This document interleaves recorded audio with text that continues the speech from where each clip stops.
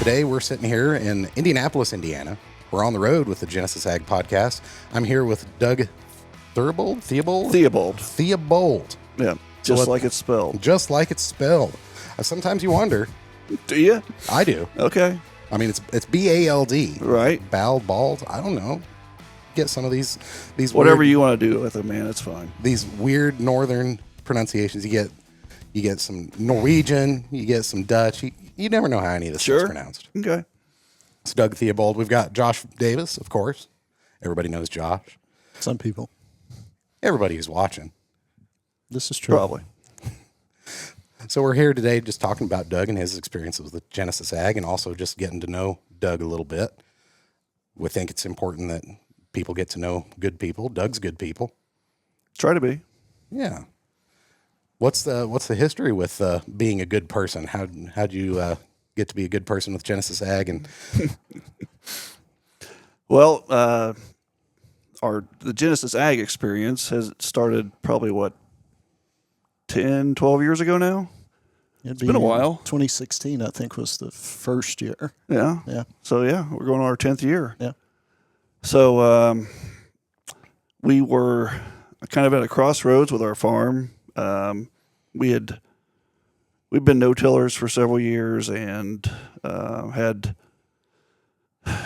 tried to continue to, I guess, become more efficient in that regard, and had some other people we'd talked to about some things they were doing, and we kind of went on a search to find the right people to partner with on our soil health quest, and met Josh and his dad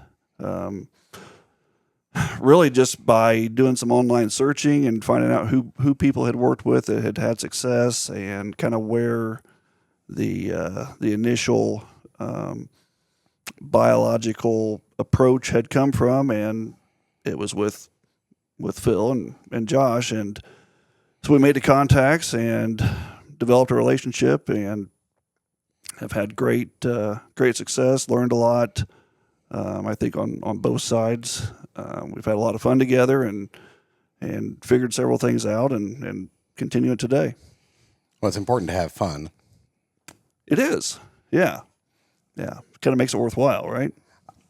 Lots of people are out there that are smart people, but I don't want to hang out with them. That's no fun. Yeah. I guess it depends on what your definition of fun is and what you're into. So, maybe the fun that we get to have is not everybody's, cup of tea, but learning about, what we're trying to do and accomplish, and seeing results from that, we consider that pretty fun. Getting better at what your life's passion is. That's right.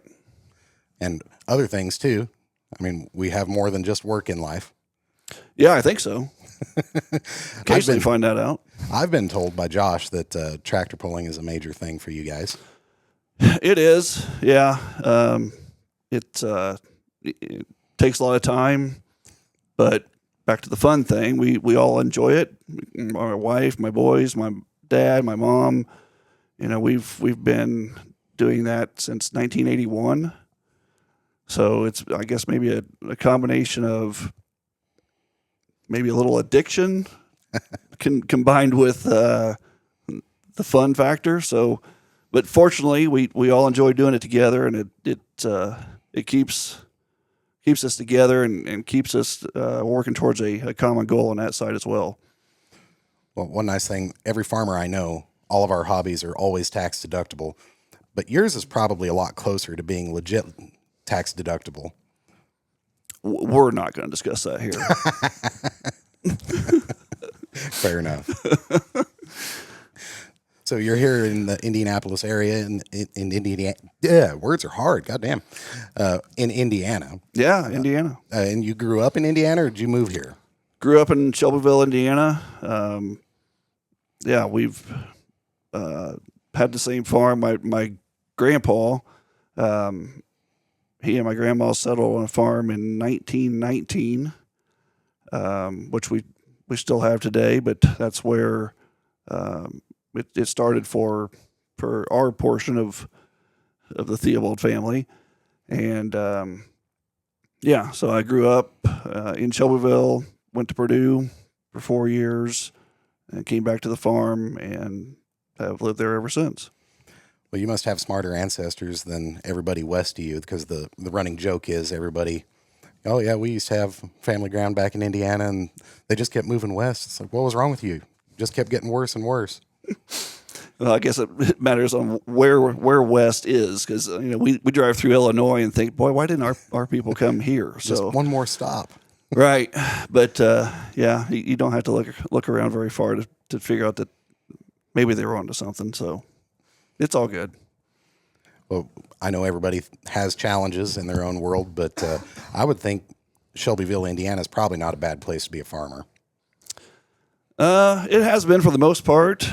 Our only issue now is that we're a donut county to Indianapolis, to Marion County. So urbanization, commercialization is moving out. So there's a lot of things on the horizon that we're going to have to deal with, now and in the future. That's kind of changing kind of how we have to look at things. Just not just traffic, but rules, regs. Right. Yeah. And everybody on the urban side, views it as vacant farmland. So Trespass. as they come in and decide, what they're going to do and how they're going to do it, we have to kind of navigate how we're going to deal with that. So that's not ideally what you want to have to deal with, while you're trying to farm, but it's the lot we've been given, so we're going to figure out how to deal with it. Is there a way for you guys? I mean, you've got thousands of neighbors. That's much more than the average farmer. Is there a way that you guys handle that, or that's different, or something that other people might be able to find interesting? Obviously, you have to try to be good neighbors. People come in, and a lot of people can take the approach that that they're coming in and invading our space. Well, that may be the case, but still you have to get along with the people, and you have to navigate what you're doing to make sure that everybody is in a good space. And obviously they probably have a preconceived notion of what farming and agriculture is, and hopefully you can do your part to make that a good opinion, as they come into the neighborhood. But yeah, it's just a lot to deal with, because it's people that have really no basis in ag and no farming background, and there's a lot that they don't maybe know, and you have to try to help educate them and make them understand, or help them understand why you're doing what you're doing, and how that's good for the community as a whole.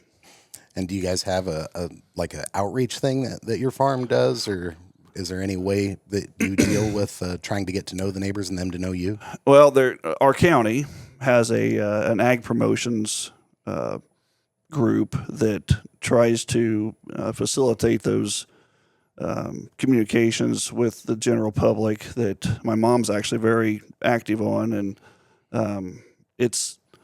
I think it does a really good job of trying to help address some of those misconceptions that people have about agriculture, and try to help make them understand why it's important to understand where your food comes from, and how you're fitting into the community, and helping address people coming in.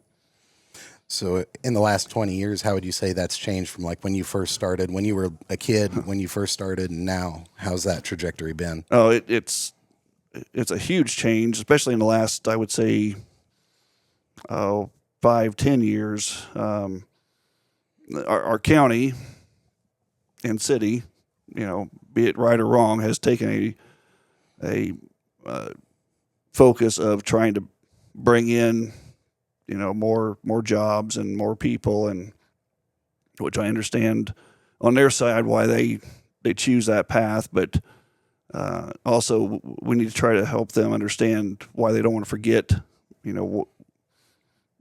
where the county was and its foundation in agriculture to start with. So it's a lot to deal with, that some people in say middle of Illinois or Iowa or whatever, typically don't have to have any focus on, but it's what we have to deal with, so we have to figure out how to do it. And do you have any help with that? Like, have you went to anybody around Chicago or any of those places, Cincinnati, that have farming and stuff? Is there any group that you know of that has helped farmers navigate? If there is, I'm not aware of it. I'm sure there probably is, but we, I guess, have just tried to do what we think is right and best, and use common sense and approach it from that standpoint. So Indiana's known for corn. You guys probably grow corn, I would guess. We do grow corn. Any soybeans in your farm? Amazingly enough, yes. Any livestock, though? No livestock. No, So you lucked out. my dad had livestock when I was a kid, and fortunately, he figured out that that's probably not the direction we needed to continue on. Now, not saying anything about livestock people, because I enjoy all kinds of meat from various animals. That's great, but that's just not where our focus is. Gotcha. So was it a pig operation back in the day, or? Oh, he had everything. He All had of cattle, pigs, sheep.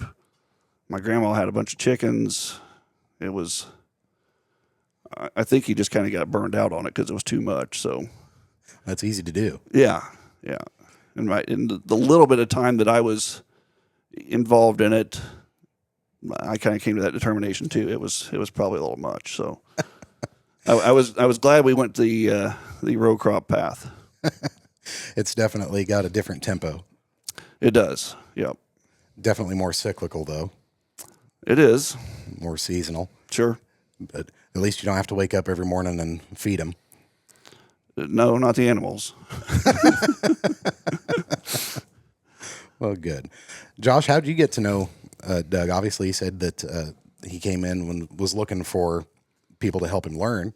Yeah, I want to say it was about this time in 2016, might have been end of 2015. We got in contact, and I actually think you might have came to a meeting here where we're at today, Mm-hmm. and that kind of started our ball rolling of what we were going to do. And never been on your farm, had never seen anything. We kind of shot from the hip, as my dad says, and put a plan together, not knowing what was going to work and what didn't. We learned a lot of what wasn't going to work the first year. Right. Had some hurt feelings and everything on my end, because it's like, okay, all this stuff's working 100 miles in a direction, and we tried a bunch of stuff, but we figured out some baseline things that kind of started where we're at today. Yep. And that's the thing that has, not the only thing, but one of the big things that kind of kept us going with Josh and his dad was just the fact that we had some failures, but we figured out kind of why those occurred, and it wasn't just them saying, well, this should have worked and I don't know why it didn't, and you're doing something wrong. It was we attacked it as a team effort, and kind of figured out what was different on our farm that maybe wasn't allowing certain things to work, and started approaching it based on our experience, which was quite a bit different from other people we'd tried to deal with, because typically it's a blanket approach, and you just assume it's going to work, and that's what has kept us continue moving forward and continue learning and understanding why things work in certain areas and on certain soils. And I think it's helped their side as well as our side kind of adapt to different situations.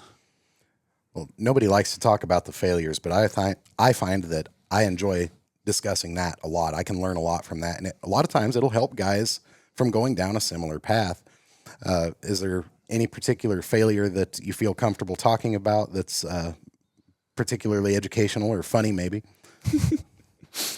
And I guess failure is probably the wrong word.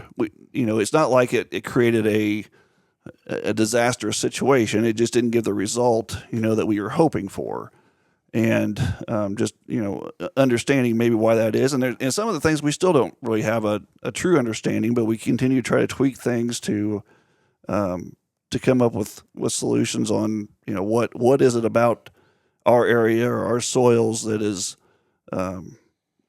different from a success that happens in, Alabama or Iowa or Nebraska. It's just, that there's so many little microcosms that, create, different synergies with different things and different products, that learning all those, I think, is a monumental task, and understanding, why it is in this certain area. And, it could be just based on, a length of daylight and at a certain date of the year, and just all those little things that go into it, and understanding why that is the case.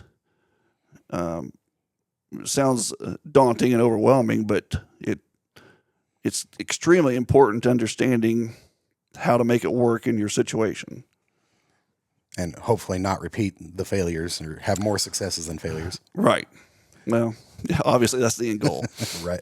Yeah. Easier said than done. Sure. Josh, do you have any particular event that happened on Doug's farm that comes to mind? Well, we have a product that will clean your spray tank out, and there's a protocol behind the tank cleaning deal, but sometimes we might be in a hurry and we don't go through that. We might go to a field with a tank load of stuff, and it cleans your sprayer out. That one comes to mind. Yeah. That might have caused some stress. Lessons were learned that day. A little bit. But it cleans your spray tank out. It does. For all these chemicals and nasty fertilizers we put in our spray tank, we think they're clean, but this would kind of get it out. Yeah, it does. Yeah. It even says it on the label now. Yeah. Puts it all in every screen, every nozzle. Repeatedly. Till it's clean. Yeah. Yeah. It's good stuff. Definitely works when used correctly, used as directed. Yes. That is a very key statement in, I guess, in people that's looking at diving into this realm. It's extraordinarily critical to understand what it is you're using, how to use it, the timing to use it, and what not to put it with. And I mean, there's a lot of people that, they kind of look at that and take it with a grain of salt and think, it'll be all right. Well, it won't happen to me. Right. That it'll be all right statement will come back and bite you in the ass every time. Every time. Every time. Now, I have a friend of mine who gets very upset when statements like that are made without specific examples. Josh, do you mind naming that and how not to use it? Just so the record can read that I did my part for my friend Dave. Okay, it's called silicate, and it's a monosylic acid-based product that will break down any solids in your spray tank. Now, it's got field application as well, but talking about cleaning a tank, especially if you're growing multiple crops, all your herbicides don't synergize from crop to crop. This is something that can get all your residual chemistry out, like your crop-specific things. So, it's really just a tank cleaner in that perspective. But also has it has field applications. field applications as well. Yeah. But you got to make sure you use it as the tank cleaner before you go try to use it in the field applications. Correct. Yeah. Or just put it in every tank and then it keeps it clean. Okay. Or just have two sprayers. I think there's yeah, that too. What if you have more? Then your John Deere dealer would love you. We're not going down that path right now either. It's inside. I understand. Yeah. Well, speaking of John Deere sprayers, you're wearing a non-standard hoodie today. I am. So how did the cloth thing get on the farm? I thought every farmer drove John Deere. Well, we do have John Deere. Everything on our farm except for the combine is John Deere. So I know you said you're allergic to John Deere green, but Some of it. we still have a lot of it.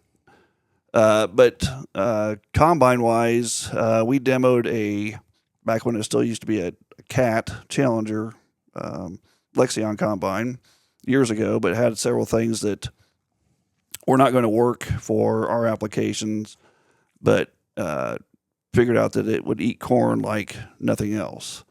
And then, so when Kloss kind of took back over the Lexion deal, they they redesigned the combine, but still, kept their same threshing and separating components. And then we had a guy that we had been talking to about the combine, and then I want to say we demoed one, but I'm not actually sure we ever even did, because all the things that we were wanting to have changed from that original Cat combine, they had done. And so then we purchased one. The first one we had was an 8600. It had a couple of issues that were not exactly right, but fortunately they took care of us on it. We ended up then with an 8700, and I've had it for 4 years now. And I mean, there's nothing that will shell corn like that machine. And we even grow a lot of seed beans for Bex, and it does a really good job on that. And that was kind of one of the things on the previous version of the Lexion, that you couldn't cut seed beans without damage. And they brought out the new version, and yeah, we've had great success with it. Do you face any problems at the coffee shop not sticking with the deer clan? I don't go to the coffee shop. So I'm sure there's lots of things I would face at the coffee shop that I probably wouldn't agree with. I just don't spend any time there. If it works for your farm, who cares what anybody else thinks? If you got time to go to the coffee shop, then you're not focusing your time on what you need to. So fair enough. It's my opinion.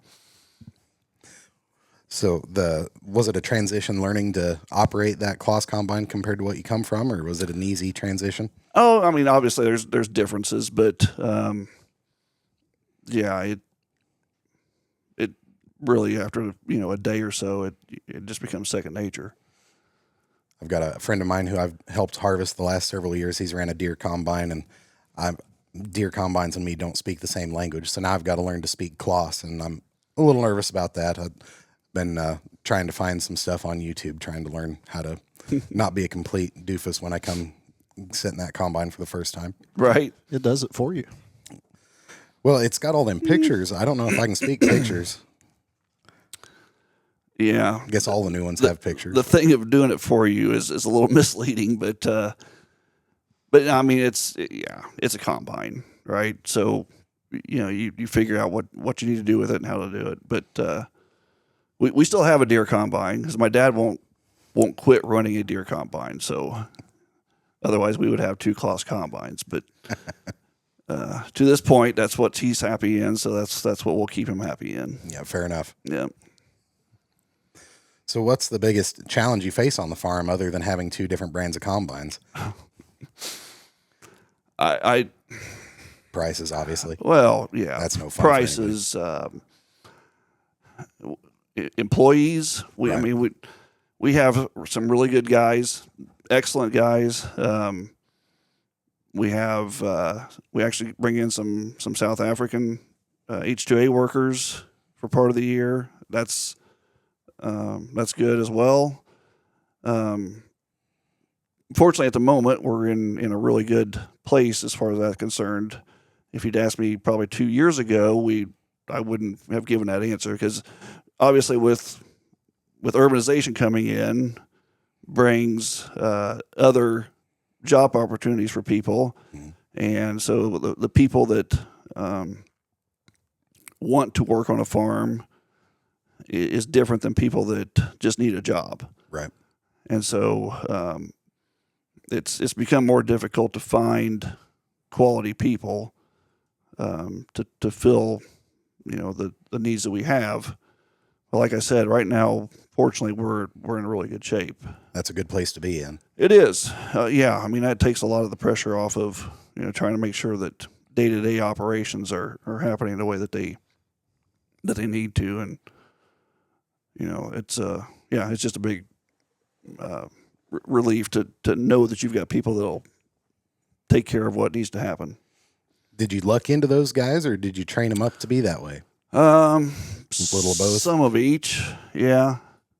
Yeah. I mean, some of our guys have zero previous farm experience, but they were really good about taking on new tasks and learning and understanding what they need to do. And that's, I don't know which way is better, because, obviously you bring in people that's got experience, they're going to have maybe their preconceived tendencies that don't necessarily fit with what you want done, but it takes maybe a little less training. But that's and I'm sure that's the case with any farms that have to bring in outside help. It's a constant thing that's top of mind, is making sure you got the right people to do the right things. And do you try to cross train your guys, or does he just run the combine? No, just runs the truck? we try to make sure that happens, that people can do multiple things. Depends on the guy. It does, yeah, and it depends on what they're comfortable with, because you don't want to put them in a situation that makes them not focus on trying to get the job done and just focused on, what am I going to screw up? Because that tends to make them less efficient as well. How do you? How's the hierarchy work on the Theobald farm with guys? Like if you've got a guy in the combine, does he can he boss around the guys in the trucks or the grain carts, or how does that all work? Yeah, it just depends on what's going on at the time, because obviously if you're drying grain, that the guy that's kind of managing that situation has to kind of manage where trucks are coming and going, and typically when I'm in a combine, I don't necessarily have to worry about truck drivers. The guy that's in the auger cart takes care of where they need to be at the field, and then the guy at the grain bins or the grain dryer takes care of what needs to happen there. So we try to keep it so that the guy operating the combine is focused on keeping the combine going and staying efficient doing that. Well, that's a good thing to do when your guys can have a broader view and some autonomy to do stuff. Right. And I think that I try not to micromanage. If a guy's got the experience and has been a part of what we're trying to accomplish before, I kind of take the standpoint that I assume that you understand what we're going to do. If you prove me wrong that you don't, well, then we got an issue. But everybody kind of has an idea of how this all needs to transpire. It's not like it's the first day we've done this. So that's kind of the standpoint I take. And where do you feel most at home, Doug? Like if you had your druthers, where would you be during harvest, during planting? Oh, I'm in a combine during harvest. Okay. For sure. Planting, I plant a lot. I don't have to, but I kind of take the standpoint that I try to put the right person in the right place to be successful. So if that day is that I need to be in this planter to make everything else we're doing successful, then that's where I'll be. But you got to kind of look at what you're trying to accomplish each day and who the people are that can do what, and you make it as efficient as possible. Not a whole lot different from using products, put them in the right place, get them every chance to succeed. True. Yeah. And like I said earlier, that's a key component that we have to make sure that we make everyone understand, because if I've got a guy back at the farm that's, sending out batches, to the field, we go through a pretty thorough training as far as, this cannot go with this, and, this is the order that they get mixed, and those type of things can kill days or, a week if it's done incorrectly. And yeah, there's pretty high focus on that. Anything to add to that one, Josh? No, I agree. Even the mixing part of it's critical. What's going in the tank, what stage the crop's at, because for as many acres as most of these guys farm, you've got maybe 5 different growth stages across the farm. And if we've got a specific timing we're trying to hit, that's very critical from whoever's in the we'll call the mixologist or bartender for the farm. And then you've got your tank driver, then you've got your spray guy. So yeah, super important.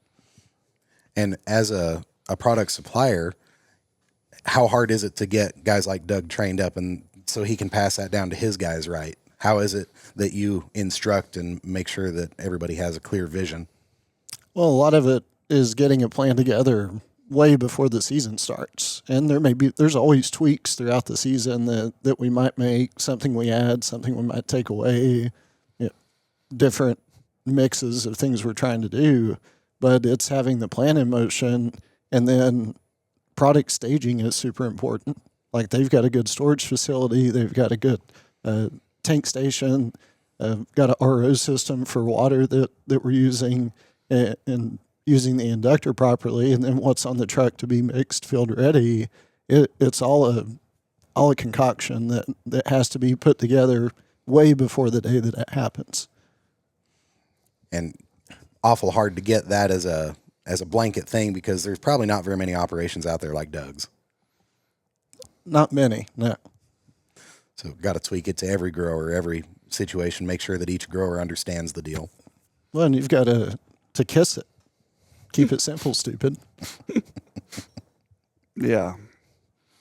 Which the simple part sometimes is a little difficult, but we've done a lot of things obviously since we've started with Genesis to simplify how we do it. That we didn't have all those things he was talking about in place prior to starting this process, and that's those are all things that we've kind of learned as we've gone along about, how do we make this more efficient? How do we simplify it for everyone involved so that it doesn't become a problem? Because the last thing we need is a big problem while we're in the mode of trying to make it all happen. What's some of the things you've done to simplify it?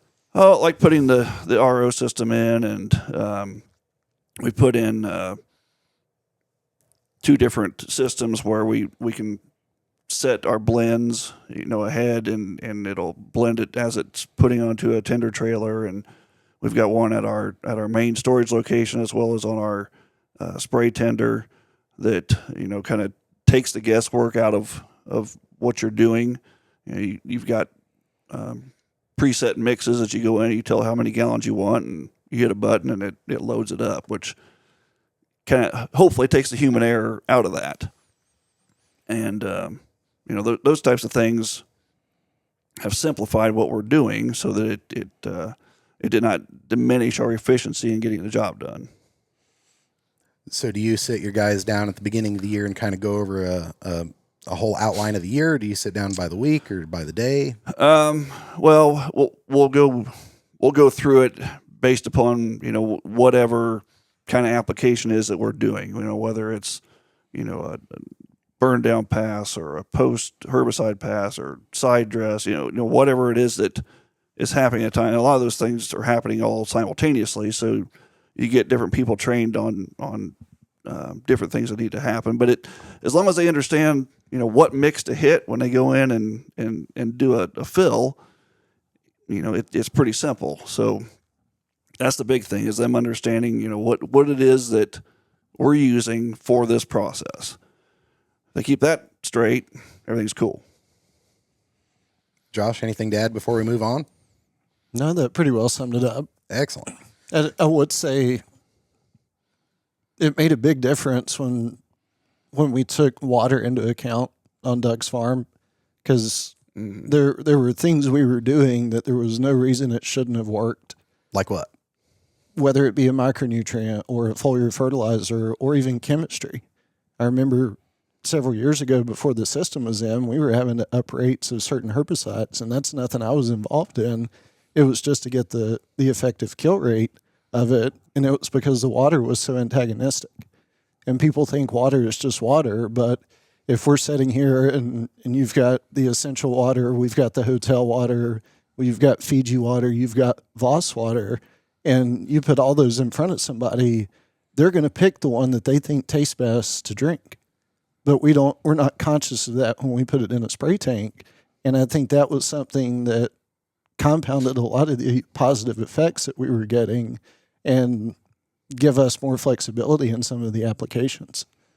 Walk us through the thought process that led you to that problem so that hopefully other growers can help identify some of the problems that they have on their own operations. Well, like you said, we we were having problems with herbicides not working at the recommended rates, and couldn't really come up with an answer as to what was going on, how we were doing it. And then, and like he said, there were certain nutrients we were trying to add, and just not getting the results that we should be getting. And then Josh did a water analysis to figure out, what are we dealing with here? Why are we not getting the responses we need? And figured out that we've got a lot of solid materials in our water that we're binding everything up. And so then we came with a plan on how to get rid of that and make that process more efficient. So now we're running reverse osmosis through everything, getting our water cleaned up, pure, and we've been able to lower herbicide rates back to recommended rates, sometimes even less, getting the actual responses we should get. So that's been a huge deal. Yep. Just finding the common problem with the chemistry, with the herbicide, with the micronutrients. Oh, the water is in all of that. And then let's start testing that. Yeah. And do you guys have a place that you send that stuff off to? I mean, now that we know water's a potential issue for guys like Doug, do you have a go-to test that you run or tell guys to run? I mean, any general spray water test at any lab would work.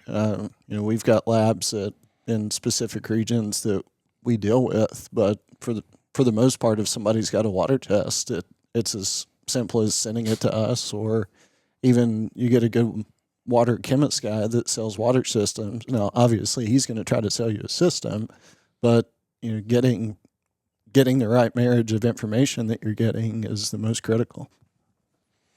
The RO system, that's probably a fairly involved system, wasn't it? I mean, that couldn't have been cheap to put in. And we don't need an actual dollar No, figure, it's not. It's not cheap. That's right. Because, obviously you need to be able to process a significant amount of water for, what you're going to run out on the field. So, yeah, you need something that has a pretty high capacity. But, for what we have saved and not having to use, AMS and higher rates of chemicals and obviously just doing a better job, it's paid for itself many times over. And that, the cost of upkeep on one of those is really pretty minimal. I mean, you got to have a salt source because you got to soften the water first before it goes through the RO machine. But that's a pretty small cost compared to all the other things that we were paying for. And to simplify it on the back end. Right. Yeah, exactly. That's worth something. Yep. Well, I know we talked a little bit about the tractor pulling. Yep. We might as well shift gears and go into that a little bit because I think that's kind of interesting. Okay.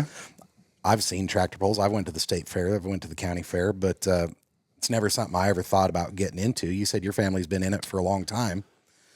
Yeah, my dad started us into it in 1981, which I was 9 years old at the time. Okay. So, and we had gone to pulls many years before that, ever since I can, remember as a little kid. So, and I was thoroughly enthralled with it as well as obviously he was. So, yeah, we started into it then, and actually met my wife at a tractor pull because her family has pulled for years as well. So, yeah, we're just pretty much in that realm, I guess.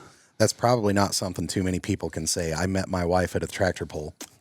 Probably not. No, I'm probably one of the few fortunate ones.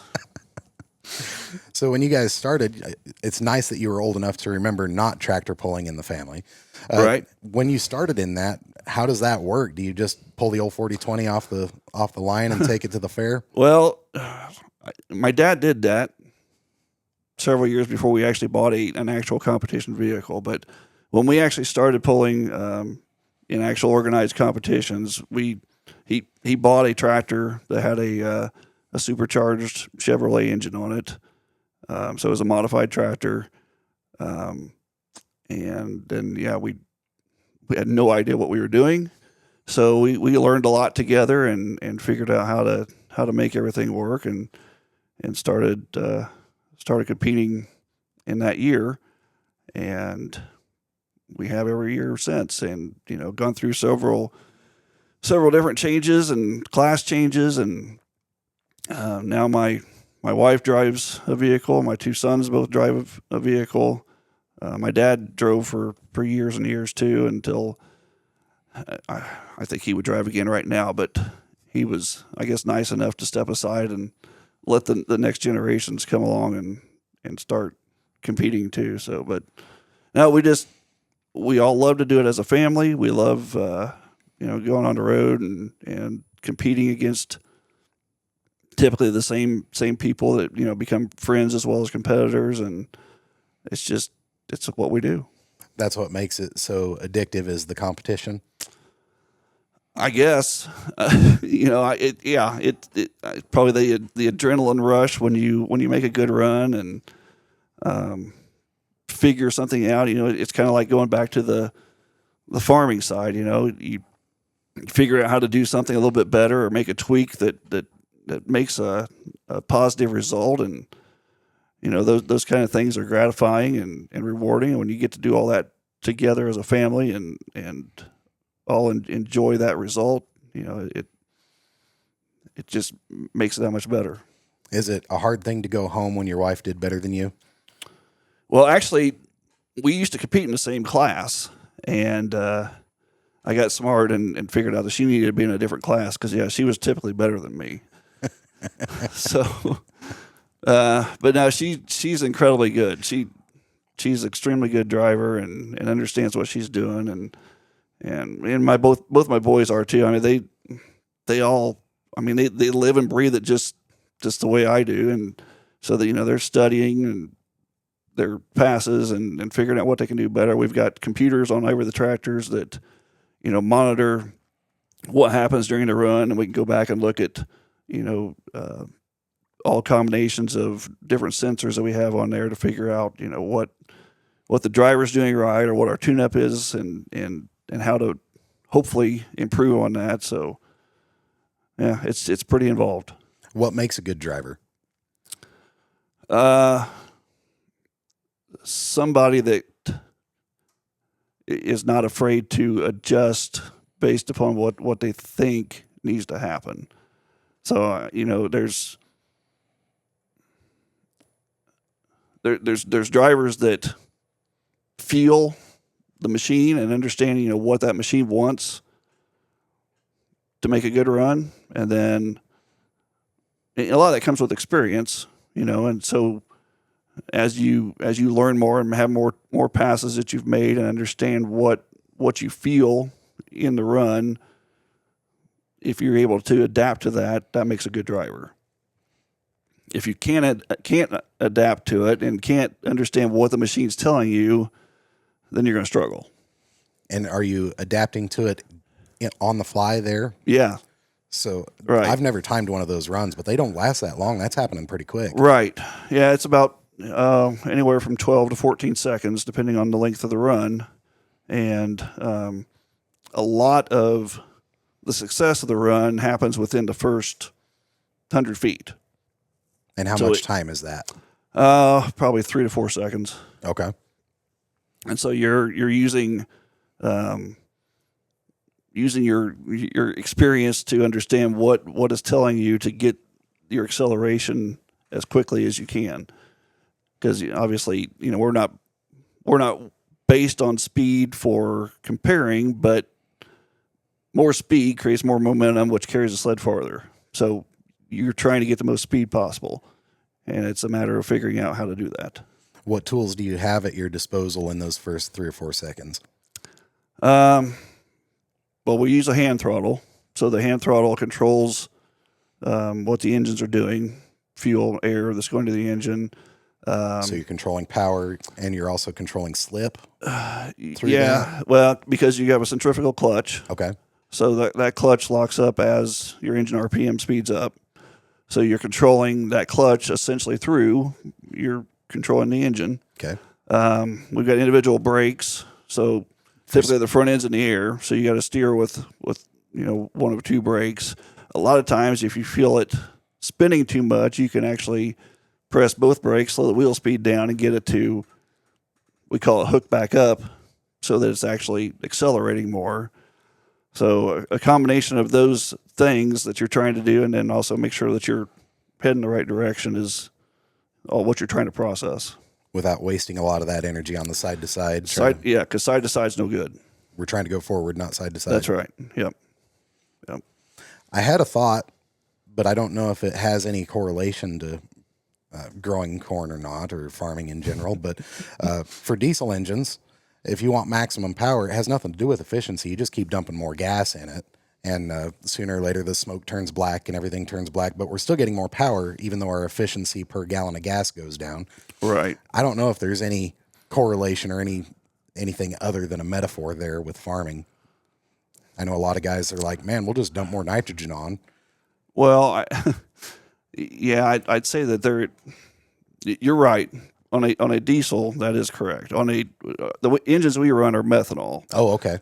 So they're supercharged methanol. So we basically create boost with a belt-driven air compressor, and we're trying to match our fuel to the amount of boost that we're creating.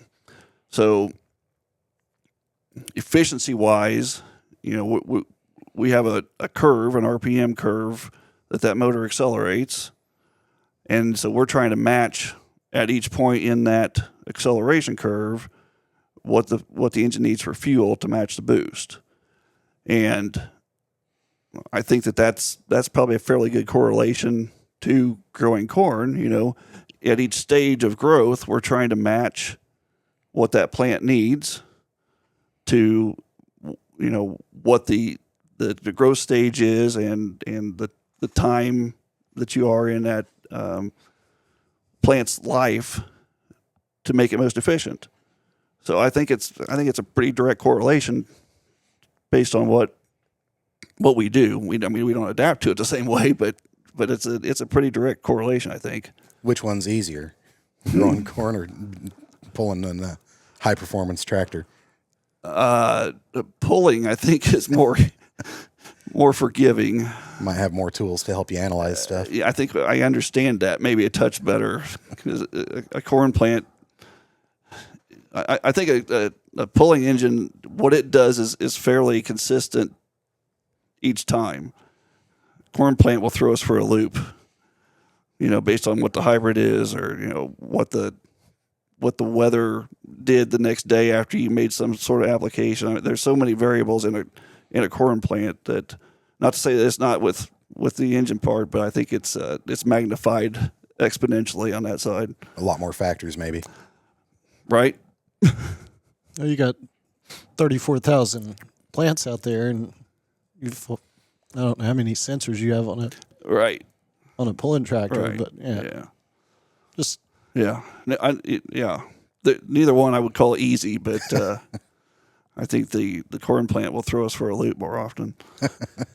Both more art than science, maybe. Yeah, maybe so. How do you balance risk on the field and in the track? I mean, there's danger in both those things, and both physically and financially, and all this stuff. Yeah, that's I guess that changes by the day. Because on the farm side, the risk is always there, and having this kind of thing out here, like the USDA, pulling numbers out that no one expects, and because just throwing yesterday, things for a loop. And yesterday we had a 24-cent drop in the corn market. Right, and those types of things, I'm not sure how you position yourself. When everything is leaning the opposite direction. You try to talk to the right people and have the right advisors, and understand what's going on, to the best of your ability, and then things come out that are totally against everything that you thought you had found out information wise. And obviously we have crop insurance, and we do the best things that we can do to protect our plants, during growing season and all those types of things you do. But boy, it's hard to get ahead of things that are so far the other direction and where you think it's supposed to be.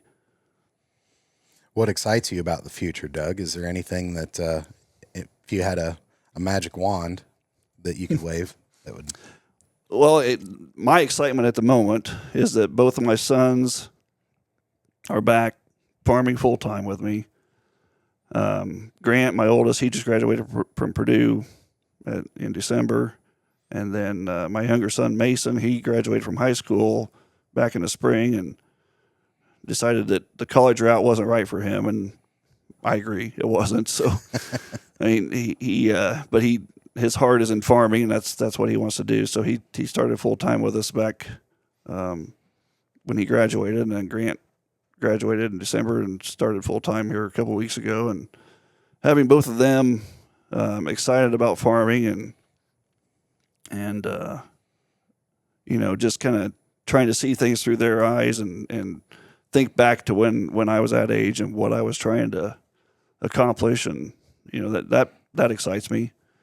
I'm pretty fortunate that both of them want to be involved in what we do. Yeah, that's super, super nice. Yeah. That's I think would be a pretty common thing among most farmers. If they could have a wish list, I think what you have would be something a lot of guys would covet. So congratulations. Thank you. Yeah, it is not lost on me that I am very fortunate for my situation and the people I have around me. Well, good. Josh, do you have any questions before we or comments before we hit some of the more fun stuff at the end? No, I It's think all it's been good. fun, right? Well, I think so. Yeah. I've had a great time getting to know you a little bit, Doug. Cool. So we aren't going to have quite as wacky of a lightning round as we've had in the past, but what's the best tractor you ever drove and why? And it can be a pulling tractor or a farming tractor. The best pulling tractor is definitely the one I have now. Because you can go to Wicked Pulling on Facebook or Instagram if you guys want to go look it up. But we run a 3-engine tractor in a class that typically has 4-engine and 5-engine tractors that we run against. But we run a little different setup, different superchargers, and are able to be very competitive and even win in those classes. And it's very gratifying to take something that most people look at it and think that you're not going to be competitive with, and then go kick their ass. Not just show well, but Right. better than them. So pulling side, yeah, it is definitely this tractor. Farming wise, probably I typically run an 8345 RT Deere. So I guess at the moment that's my favorite tractor because that's the one I run all the time. And I don't get super attached to farm equipment necessarily, as long as it does the job that it needs to do and it's not breaking down and pissing me off. And it's not which one's my favorite. It's which one's my least angry at. Yeah, for sure. Morning coffee, black or with creamer? I take it as Diet Dew. My people. I'm a rock star guy. Yeah, nice. Yeah, I know. I'll drink coffee, but it's not like my everyday go-to. But typically it's a Diet Mountain Dew and a ham sandwich or something and out the door. So the only way I can drink coffee if it's not recognizable as coffee anymore. Right. Yeah, I kind of agree with that. I'm not tough enough to drink coffee like a real man. No, I don't know why you would be. What's one tool you couldn't live without on the farm? Couldn't live without. Are we talking just like a tool to repair something with, or are you talking about? Yeah, one thing you couldn't live without, whether it's a skid loader, whether it's a grief. pin, whether it's Sprayer. I mean, we've got 2 Hagee sprayers that we tend to keep fairly busy. I mean, we have to have all of it. You know, there's like if you pull one thing out of what we have, then we're kind of screwed, right? Because we don't have a lot of extra stuff. We try to stay fairly lean on our equipment investment, but it all serves a purpose, and it's all got to go do what it's supposed to do when it needs to. I think that's a good way to say it. Yeah. Well, Doug, I know I've appreciated my time and had a good time. I hope you did. I did. Hope we get to do this again in the future. Josh, any closing statements, any questions, any comments?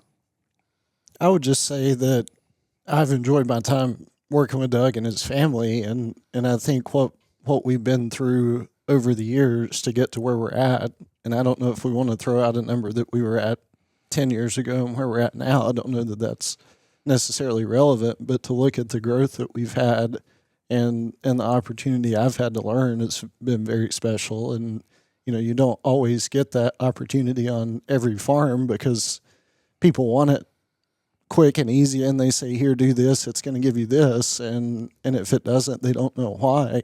And Doug and his dad and some of the guys that work for him, it's been a team effort to learn why something, even when it works, we want to learn why it worked. Yeah. And if it didn't, we really want to learn why it didn't work.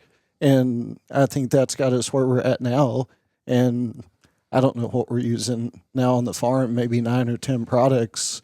It's probably close to that. Yeah, it is. And how we fit that in a program, and even where we're at in today's market, here the first part of 2026, we're still trucking forward because there's a positive outcome. Yeah, we've had some real significant revelations, I think, over our time together. You know, things that created a change that we didn't really expect. That you know, positive change that, you know, surprised us, and then trying to, you know, back up why that happened and understanding what the circumstances are that contributed to that's been exciting. What's the one you're most proud of, Doug? I would say Immerse. The results from Immerse on our farm, and I think they're finding now on other places. You know, I always say that I hate to even say the word because I think people probably think I'm crazy that I said it, but I mean it has been a 25 bushel increase every time we tested it, and we had a hard time understanding why, and then I think now between Phil and Josh, kind of understanding, you know, what that component is doing and why that's doing such a good thing on our situation, we kind of have a better understanding of it. But that's been a pretty big revelation, I think. Do you mind sharing with everybody how you're using it and why you think, or is that proprietary? I don't know. I think it's pretty standard. I mean, we put it in furrow with our corn, and then we use it in our fungicide pass on both corn and beans. And the in furrow on the corn was our big kind of aha moment, because we had side by sides where we had it in and didn't have it in, and I mean it's to the row. I wouldn't even have had a yield monitor or even tested it to know that it just changes what the plant is. You know, all of a sudden the plant goes from just being a standard corn plant to like this huge, you know, sunlight intercepting mammoth that, I mean, it's just, it's pretty phenomenal to see. Was that with and without intentional, or was that accidental? That was actually intentional that year, because we were trying to understand, you know, if fertility in the row was really gaining us anything.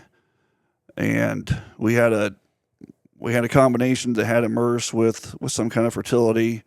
Well, then we had one that just had the fertility, and then went back to just Immerse. And the two components that had Immerse in it were just night and day different. The fertility by itself really didn't do much for us. Well, I appreciate you sharing that. I know we said that we were trying to wrap it up a little bit ago, and we pulled this back out of you. So I appreciate that little nugget. That was a nice thing to share for the growers out there that are trying to gain something from this. And I don't know that it works every time on everybody's situation, but it's definitely worth, trying and seeing because that's a big deal. That's a giant for deal. Very little investment.